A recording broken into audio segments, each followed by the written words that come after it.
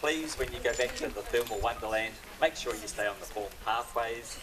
Please don't climb over any of the fences. We keep them low, so it makes it easy to take photos.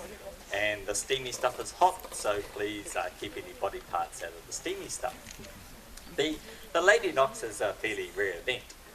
Geysers are found in only a handful of countries around the world. The largest grouping is in Yellowstone National Park in the US, and then there's another large group on the Kamchatka Peninsula in Russia, just up above Japan. There's a few in Iceland, some in Africa in the Rift Valley, a few in Chile, and also New Zealand. So in the early 1900s, there were around 130 geysers in New Zealand. The largest group was down at Wairakei, just north of Taupo. But due to the impact of geothermal power stations, hydro power stations, and sort of natural sort of die-off, that number has now dwindled to 15. So the Lady Knox is a fairly rare event. It was actually discovered in the late 1800s by prisoners from New Zealand's first open prison farm, which is sort of based over there in the back over there. The prisoners were employed clearing the local land for forestry, and also with upkeep of local paths and roads. So as you can imagine, there was this very dirty, dusty job, and the prisoners lacking any hot water back at the prison, they used to come down here and wash their clothes and themselves in the hot pools and hot streams around here. In those days, the geyser cone here was a lot lower, so it's about sort of this sort of height. So it's like a small hot spring in among the rocks. So the prisoners put in their clothes, added the soap, mixed it all up, and much to their surprise, they sparked an eruption. Their clothes shot skywards, and they all scrambled off into the bush here.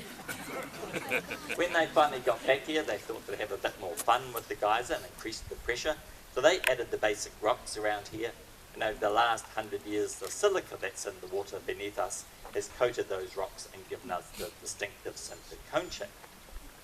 So what I'm about to do is recreate that initial eruption. These days, instead of soap, we use a surfactant. And a surfactant is like there's surfactants in soap. And what that does, it works on surface tension. So below us there are two chambers, or below me there are two chambers that hold about 26,000 litres of water.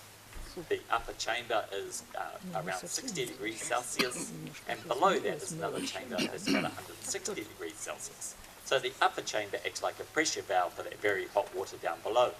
And by adding this surfactant, we change the surface tension, releases the pressure from below, and up pops the geyser. So I'll throw that in.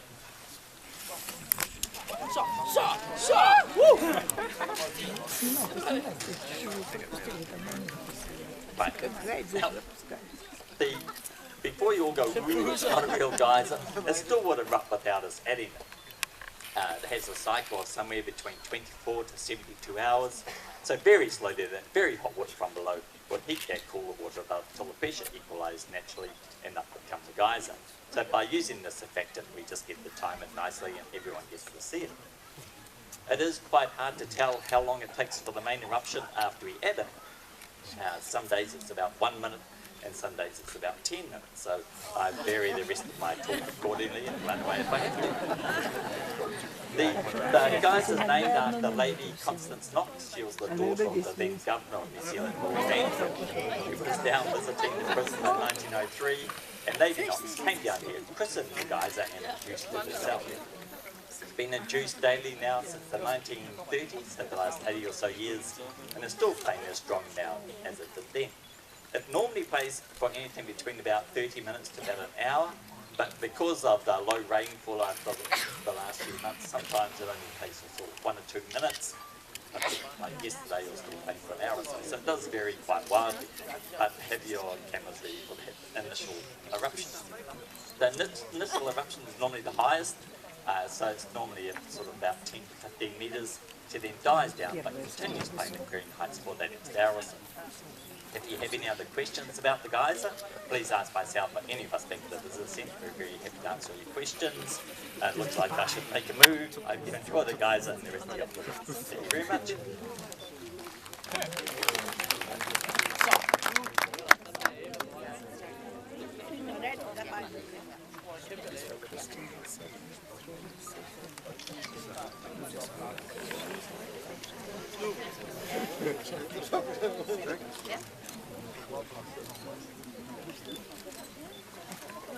Только было мало дождей, обычно сейчас Гейзер недолго работает, мало воды.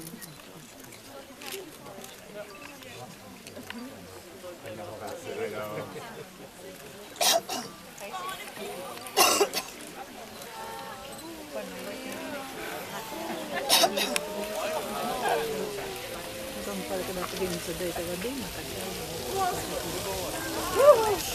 бы